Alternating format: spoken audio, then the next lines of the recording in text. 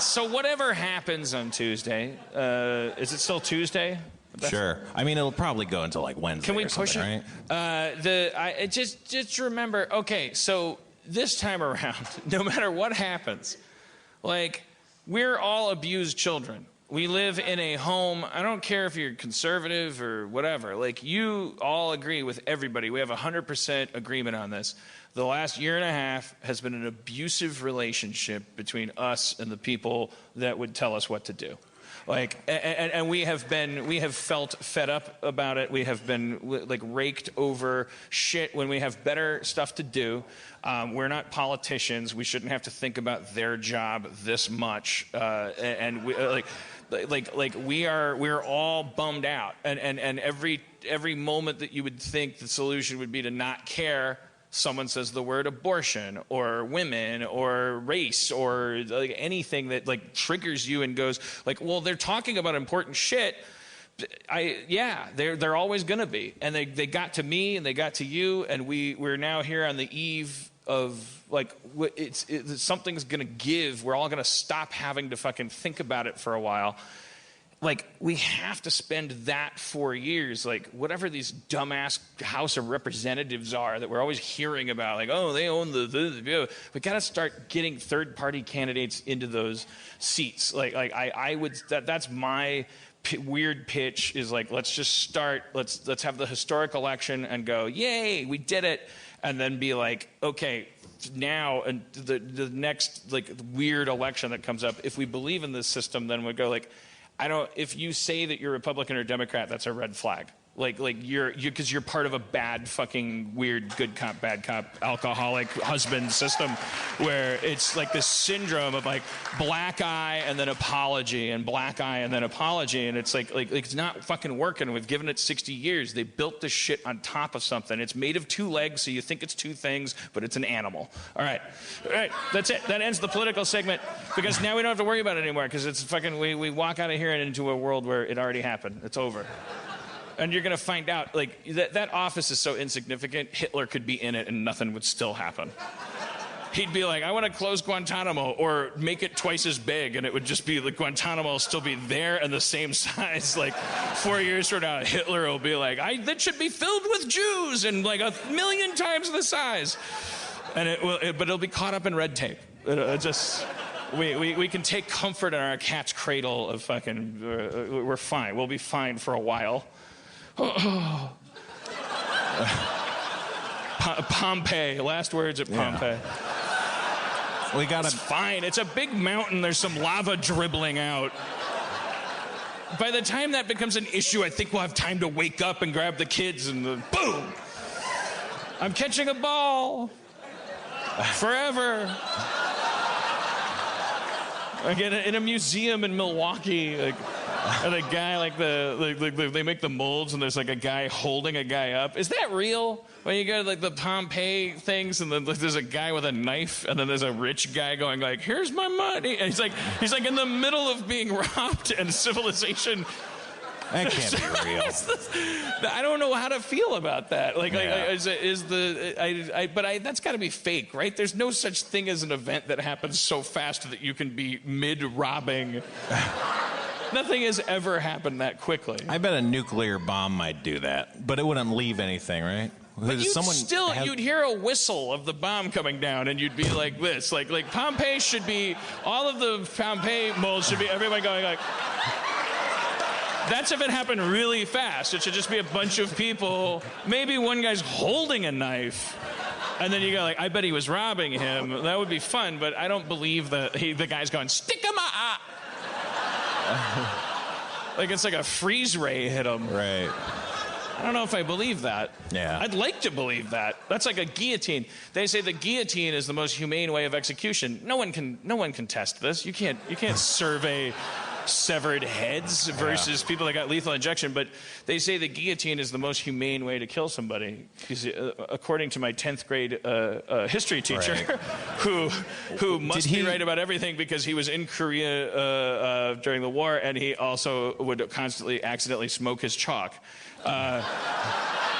So I believe everything he says, and he said all you feel is a cold just a cold sensation in the back of your neck. He doesn't and then know. Blissful darkness. Yeah. Did he mention the least humane way to execute somebody? No. Oh. What do you think?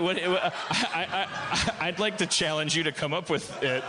Right All now. right. Okay. The least humane way. All right. So Definitely just you get a bunch of fire ants and then you give them knives. like tiny fire ant-sized knives. Yeah. Just let nature take its course.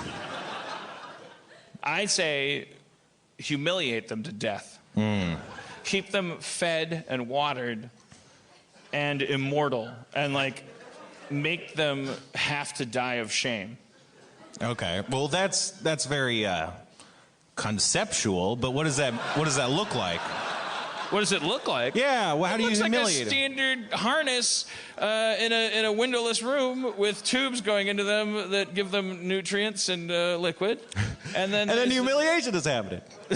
No, what's the humiliation? Like, is it people laughing? Is he like getting his dick slapped or something? Like, no one wants to be seen with their dick being slapped in public, right? You come into the room and you say, "Hi, how are you?" And then you leave. And then you do that 40 times. Right. And then the 41st time you say, "Hi, how are you?" Bet you thought I was going to leave. Anyways, that's just one example of how you'll never know what the fuck is going on. I'm going to tell you some shit, not because you ever have the right to know, and not because it profits me, but because it will make your torture more exquisite. I'm telling you, you're part of an experiment where we're seeing if we can humiliate a person to death. That's how significant you are. You're interesting, but you don't matter. And if we don't humiliate you to death, I guess you'll die of gangrene or anything else that would kill you. But if we humiliate you to death, it will be no different. It won't matter. It won't matter. You don't matter. And then I'd leave. And then I'd keep coming back, and I would just, like, some days I'd come back with a soda, like a Diet Coke, and I'd just... And then I'd leave. What does humiliation mean to you?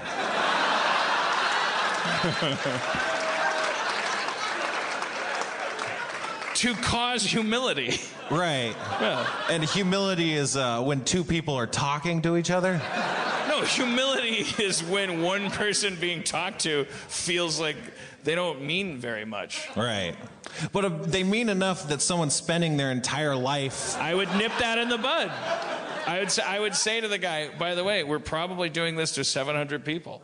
Well, you'd have to get different people. It couldn't be you, because you'd be like, man, you need to get a life, man. No, but I would nip what you're talking about in the bud, because you're getting to a thing. That's what all the Twitter people go. When they go, Dan, you're fat and you're untalented, and who cares? Of course. And then I go, fuck you.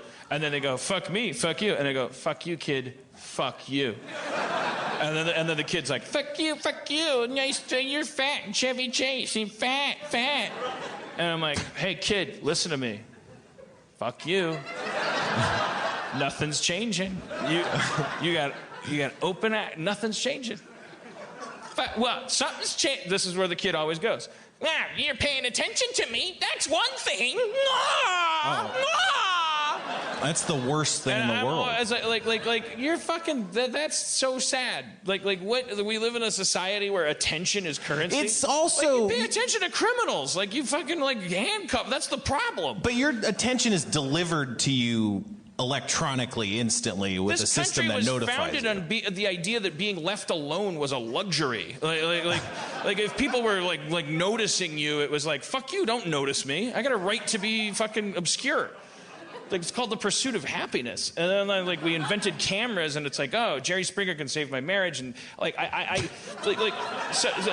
fame means something. Fame is important because it's like if you had a big pile of dollars in your hand, like, and they all said 1,000 on them, so you're walking around with this big pile of dollar cake, like, then everybody around you knows, well, that person has like something. I could use that to buy food. I could get shelter with that. I could get whatever I want, because it's like, that's capitalism. This is shit that will get you anything. So like those people then go, well, why don't I just beat him up and take this?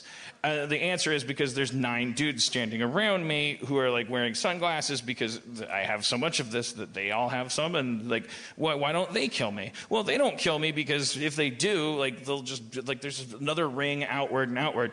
So that's the whole system. What was my point? We want to be left alone. Oh, so people make this mistake because the money cake. Because these people at one point they started going like, okay, let's make let's sell everybody just nothing. Like let's just sell them stories and things. So you make television and movies, and then people go like, oh, look at Iron Man. He starts ironing today, and you're like here's my money, and then they go like, thank you for the money, and it's like we're making money off of like telling you stuff, and then the guy on the screen, that guy's famous because you recognize him. If you saw him at the grocery store, you'd be like, holy shit, Iron Man's buying milk, but he doesn't have to buy milk. He has a guy buy milk for him. That makes it even more exciting to see him. Fame and seeing famous people, that's obscure. Holy shit, that's so-and-so over there. I'm never going to see this person ever again in my life. I might even hate him or love him. It doesn't even matter. I just can't leave this room without like something. And if I had that, then I'd also have money and power and all this stuff. But it's not true anymore. Like, so people tweet you and they go like, hey, fat fuck, what are you doing, fat fuck? And then you go, hey, fuck you, pipsqueak. And they go, I won. But then it doesn't help them at all. But what they call a victory is the mechanic of Twitter functioning as planned. He tweets at you, you see the tweets. Right. That's Twitter. That's not a win. Yeah, it's like a fucking amazing thing about technology. Like you wouldn't like take an X-ray of your broken leg with your phone and send it to your doctor, and when your doctor says it looks like you have a broken leg, owned. Like, you fucking loser. Yeah. Why are you looking at X-rays at home, fucking faggot? That's faggot shit. Looking at X-rays. Fucking self-employed at-home doctor looking at X-rays. Yeah, he's got a fascination like with when bones. They come to you, they interest you. Broken leg winner.